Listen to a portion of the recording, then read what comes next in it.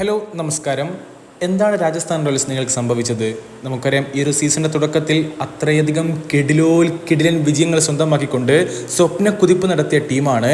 ഏതായാലും ഇപ്പോൾ അവർ തുടർച്ചയായിട്ടുള്ള 3 കളികൾ തോറ്റു കഴിഞ്ഞിട്ടുണ്ട്. 4ാമത്തെ തോൽവിയിലേക്കാണോ അവർ പോകുന്നത് എന്നുള്ള സംശയവും ഇപ്പോൾ എന്തായാലും ആരാധകർക്കുണ്ട്. അതേ, ശരിയാണ്, രാജസ്ഥാൻ റോയൽസ് ഓൾറെഡി പ്ലേ ഓഫിലേക്ക് ക്വാളിഫൈ ആയിട്ടുണ്ട്. പക്ഷെ അവർക്ക് ആ ഒരു ടോപ്പ് 2-ൽ തന്നെ ഇടം പിടിക്കണം എന്നുണ്ടെങ്കിൽ, അല്ലെങ്കിൽ അങ്ങനെ തന്നെ അവർക്ക് മുന്നോട്ട് പോകണം എന്നുണ്ടെങ്കിൽ ഈ ഒരു മത്സരമൊക്കെ അതിനിർണായകമാണ്. ഏതായാലും വളരെ ചെറിയ ലോ സ്കോർ മാത്രമേ രാജസ്ഥാൻ റോയൽസ് എടുത്തിട്ടുണ്ടായിരുന്നുള്ളൂ. റിയാൻ പരാഗ് മാത്രമാണ് അല്പമെങ്കിലും ഒന്ന് പൊരുതി നിന്നത്. തീർച്ചയായിട്ടും the local boy Riyan Parag വീണ്ടും ഫയറായി മാറിയ മത്സരം. നേരത്തെ സൂചിപ്പിച്ചതുപോലെ തന്നെ ആറാനെ സംബന്ധിച്ചിടത്തോളം അവർക്ക് ഈ ഒരു മത്സരം ക്രൂഷ്യൽ ആണെങ്കിൽ, PBKസിനെ സംബന്ധിച്ചിടത്തോളം അവർക്ക് ഈ ഒരു മത്സരം തോറ്റാലെന്ത് ജയിച്ചാലെന്ത്. കാരണം അവർ ഓൾറെഡി പ്ലേ ഓഫിൽ നിന്നും എലിമിനേറ്റ് ആയി പോയിട്ടുണ്ട്. പക്ഷെ മികച്ച രീതിയിൽ ഈ ഒരു സീസൺ അവസാനിപ്പിക്കണം എന്നുള്ള മോഹത്തോടു കൂടെ തന്നെയാണ് PBKs ഇറങ്ങിയതെന്ന് തോന്നുന്നു. ഏതെങ്കിലും 2ാം ഇന്നിംഗ്സിന് വേണ്ടി നമുക്ക് കാത്തിരിക്കാം. എന്തെങ്കിലും മാജിക്കുകളൊക്കെ സംഭവിക്കുകയാണെങ്കിൽ തീർച്ചയായിട്ടും സഞ്ജുമൽ ബോയ്സിന് തിരിച്ചു വരാനുള്ള ഒരു അവസരം മുമ്പിലുണ്ട്. ഏതായാലും നമുക്കറിയാം, ടോസ് ലഭിച്ചുകൊണ്ട് ബാറ്റിംഗ് തിരഞ്ഞെടുക്കുകയായിരുന്നു സഞ്ജു സാംസൺ. ടോസ് ലഭിച്ചിട്ടും എന്തിന് സഞ്ജു സാംസൺ ആദ്യം ബാറ്റ് ചെയ്യാൻ തീരുമാനിച്ചു എന്നുള്ളൊരു ഉത്തരവും സഞ്ജു നൽകിയിട്ടുണ്ടായിരുന്നു. ഈ ഒരു സാഹചര്യത്തിൽ ബാറ്റ് ചെയ്യാനാണ് ഞങ്ങൾ ആദ്യം ആഗ്രഹിക്കുന്നത്. ഗുവാഹത്തി ഞങ്ങളുടെ 2ാം ഹോമാണ്.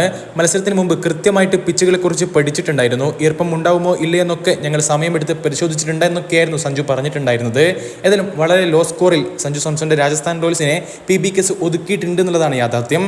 ഇനി മറുപടി ബാറ്റിംഗിൽ PBKസിന് എന്ത് തരത്തിലുള്ള മറുപടി നടത്താൻ സാധിക്കും എന്നുള്ളതാണ് കാത്തിരുന്ന് കാണേണ്ടത്. ഏതായാലും സ്കോർ കാർഡ് വെച്ചിട്ട് പെട്ടെന്ന് കാര്യങ്ങൾക്കൊന്ന് പറഞ്ഞു പോവുകയാണെങ്കിൽ, യശസ് ജയ്സ്വാൾ 4 പന്തുകൾ നേരിട്ടുകൊണ്ട് വെറും 4 റൺ മാത്രം എടുത്ത് സാംകറിന്റെ പന്തിൽ പുറത്താവുകയായിരുന്നു.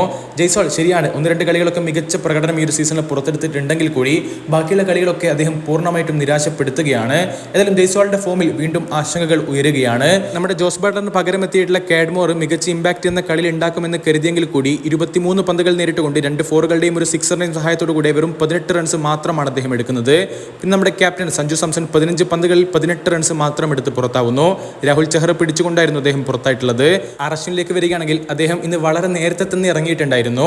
19 പന്തുകൾ നേരിട്ടുകൊണ്ട് 28 റൺസാണ് അശ്വിന്റെ സംഭാവന.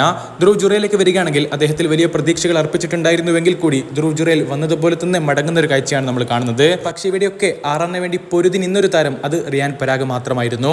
34 പന്തുകൾ നേരിട്ടുകൊണ്ട് 48 റൺസ് അടിച്ചുകൂട്ടിയ റിയാൻ പരാഗ് അവസാന ഓവറുകളിലാണ് പുറത്താവുന്നത്. 9 വിക്കറ്റുകളാണ് രാജസ്ഥാൻ റോയൽസിന് എന്തായാലും നഷ്ടമായിരിക്കുന്നത്. പഞ്ചാബിന് വേണ്ടി സാം കറൻ, ഹർഷൽ പട്ടേൽ, രാഹുൽ ചഹർ എന്നിവരൊക്കെ 2 വിക്കറ്റുകൾ വീതം വീഴ്ത്തിയിട്ടുമുണ്ട്. എന്തായാലും ഒന്നും നഷ്ടപ്പെടാനില്ലാത്തവരെ ഭയക്കണം എന്നൊക്കെ നമ്മൾ കേൾക്കാറില്ലേ? അക്ഷരാർത്ഥത്തിൽ അത് തന്നെയാണ് സംഭവിച്ചിരിക്കുന്നത്. ഫസ്റ്റ് ഇന്നിംഗ്സിൽ വളരെ ലോ സ്കോറിൽ രാജസ്ഥാൻ റോയൽസിനെ പിടിച്ച് കെട്ടിയിരിക്കുന്നു PBKs. ഇനി എന്തായാലും സെക്കൻഡ് ഇന്നിംഗ്സിൽ സഞ്ജു സാംസണിന് എന്ത് തരത്തിലുള്ള തന്ത്രങ്ങൾ PBKസിനെതിരെ മെനയാൻ സാധിക്കുന്നതാണ് കാത്തിരുന്ന് കാണേണ്ടത്. അപ്പോൾ പിന്നെ അടുത്തൊരു വീഡിയോ ആയിട്ട് വീണ്ടും കാണും വരേക്കും ഗുഡ് ബൈ.